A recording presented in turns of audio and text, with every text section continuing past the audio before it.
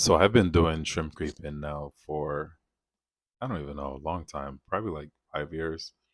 I mean, I guess that's not really that long.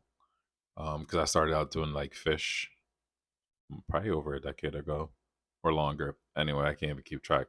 I have to look back on my first video. Anyway, so I one of my favorite shrimp are the Caridinia shrimp. Even is with the Neo Caridinia is always been the shadow pandas. And I remember going back before I bought this house, having a bunch of shadow pandas, and I'm like, wow, these shrimp are so amazing because they're like black and blue. There's one right there.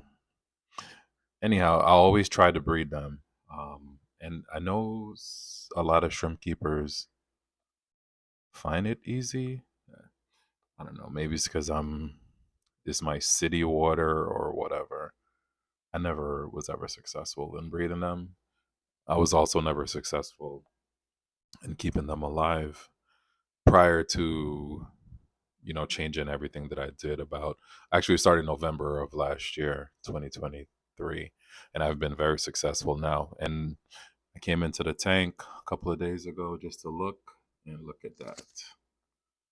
There is shadow panda babies all over the tank. Look at that. And I'm like, oh my God, I finally did it. And there's a few of them. They're so hard to focus on because they're so small. There's a good shot of one. It's a nice shot. And the red King Kong. But nice if I get the red King Kongs to breed, but working on that as well also. But basically, the only thing I did different was keep the water stable. I cut down on the water changes.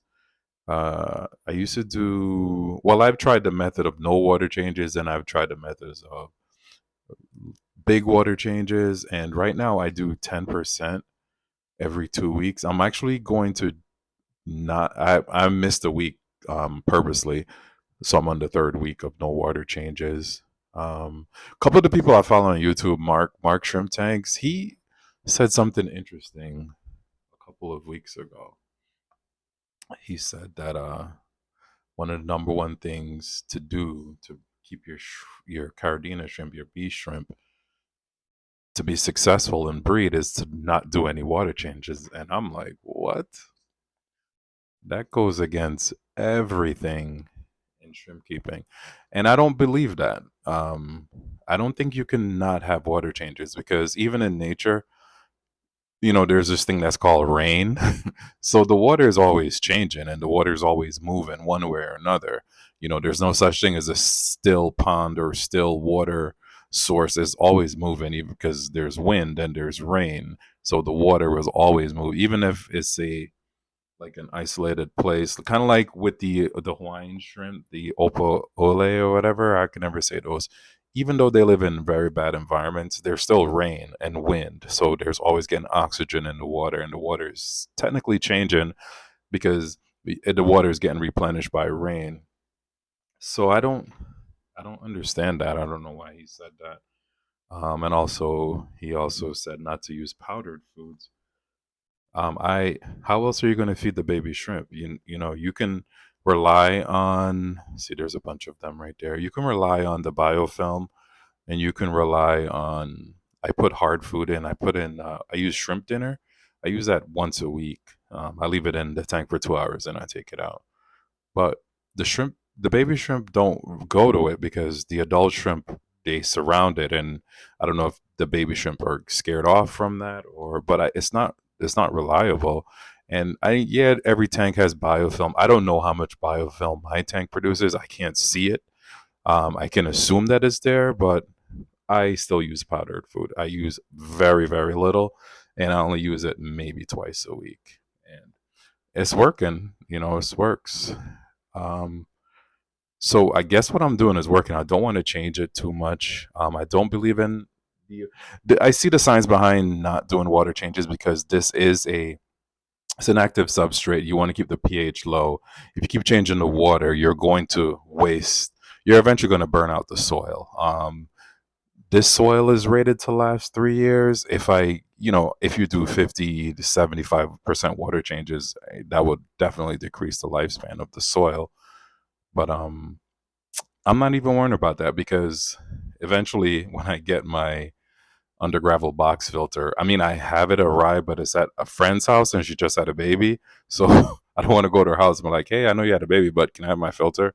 So I'll just wait until she brings back and comes back to work and brings a filter because that's going to be my solution to the soil.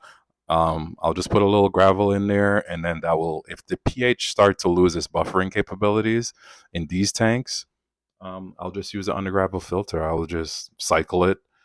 Even though this soil, this bright well, it doesn't leach ammonia, I can just put it in a smaller tank for about a week or so, and then transfer it to this tank just to maintain the pH levels. But that's the plan. I want to stick with that. I don't want to change anything as far as the food. I wish I can grow more green algae. There's some green algae there. But I'm not changing anything, and so far all of my tanks are successful.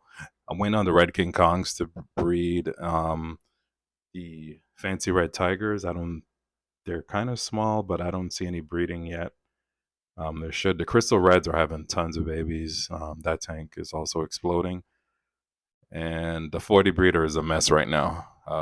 Algae is. I had to leave it lights off for. I'm gonna leave it lights off for about a couple of weeks. It just looks really crazy.